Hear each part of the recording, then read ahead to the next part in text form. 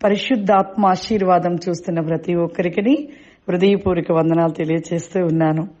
ఈరోజు వాక్య భాగమును మనం ధ్యానించుకుందాము.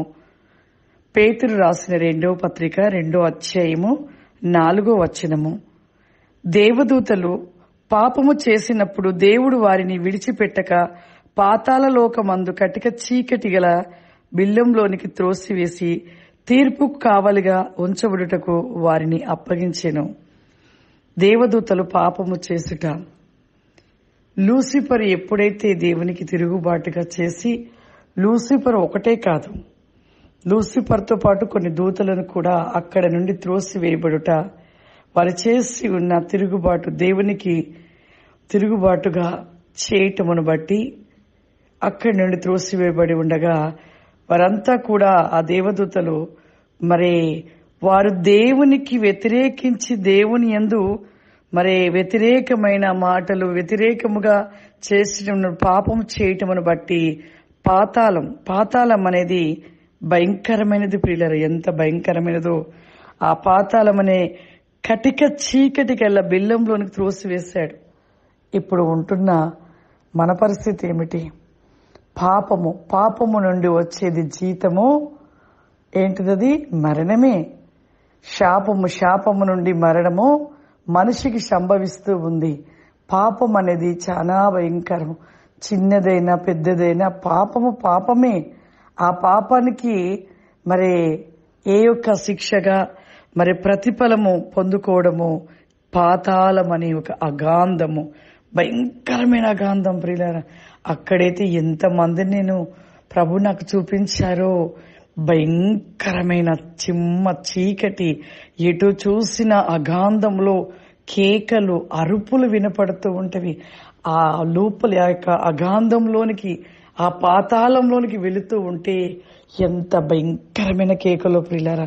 వాళ్ళ అరుపులు, ఎటు చూసిన ఒక అగ్ని లావాలో, మరుగుతున్న లావాలో కేకలు పెడుతూ ఆత్మలైన వారు అరుస్తూ ఉంటారు, ప్రభువా రక్షించమని. వారు ఆ స్థలాలలో ఒక్కొక్క తప్పుదముకు, వారు చేసిన పాపానికి అక్కడ శిక్షలు భయంకరంగా అనుభవిస్తున్నారు. చిన్న పాపము, పెద్ద పాపం లేదు ప్రియులారా, ప్రతిదీ కూడా పాపమే. కోపము, అసూయ, స్వార్థము, ఈర్ష్య, వ్యభిచారము, దొంగతనము, అబద్ధములు, లేచిన మొదలుకొని అబద్ధాలు ఆడుతూనే ఉంటాం. ప్రతి దానికి కూడా శిక్ష పాతాళం అనే యొక్క స్థలములు కాలుతూ, మండుతూ, కేకలు పెడుతూ ఆ అగాంధంలో అరుస్తూ ఉన్నారు అనేక కోట్ల ఆత్మలైన వారు. అందుకే అంటున్నాడు, అందరికీ ఒకటే తీర్పు. ఇక్కడ చూడండి, లూసిఫర్ చేసిన తప్పిదమును, చేసిన పాపమును బట్టి అక్కడ శిక్ష భయంకరమైన పాతాళం అనే అగాంధంలో శిక్ష అనుభవిస్తూ ఉన్నారు దూతలు కూడా. నిత్యమే ప్రియులారా, అనుకోవచ్చు లూసిఫర్ ఏం చేసింది?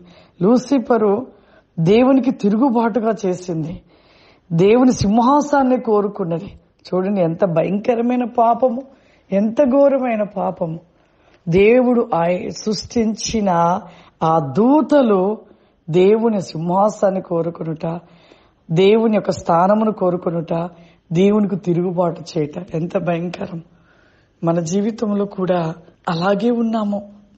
పాపం ఎంతగా దేవుడు చెప్తున్నా కూడా పాపాన్ని విడిచిపెట్టక పాపంలోనే జీవిస్తూ చివరికి చనిపోయి ఆ భయంకరమైన నరకాలు పడుతున్నారు. ప్రియులారా, దయచేసి ప్రతి ఒక్కరు కూడా ప్రతిరోజు దినదినము కూడా మీరు ప్రార్థన చేసుకుంటూ, వాక్యాన్ని ధ్యానిస్తూ, మీరు ప్రతిరోజు మీ హృదయాన్ని శుద్ధీకరించుకునండి. ప్రతి పాపాన్ని విడిచిపెట్టండి. మీలో ఉంటున్న మలినపు వస్త్రమును తొలగించుకొని ప్రశస్త వస్త్రాన్ని ధరించుకొని ఆ మహిమ కలిగిన రాజ్యానికి మీరు చేరాలని దేవునికి ఆశ. ప్రతి ఒక్కరు అట్టి రీతిగా మార్చబడాలి. ప్రార్థన చేసుకుందాం. సర్వశక్తివంతుడ, దయగల తండ్రి, గొప్ప దేవ, పరిశుద్ధాత్మ తండ్రి, నీకు వందనాలు.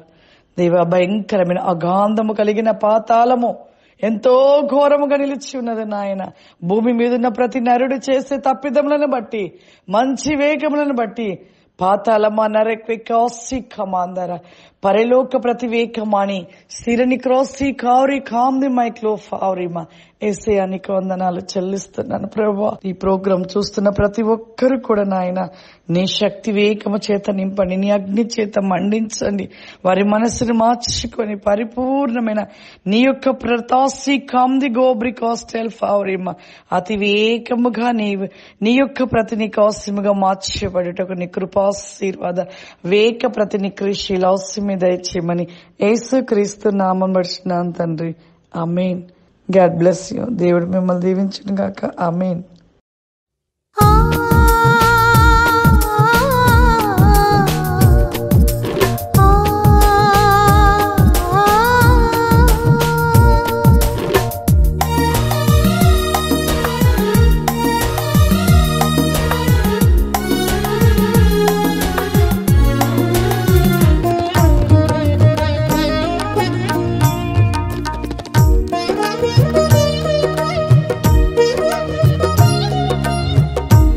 Thank you.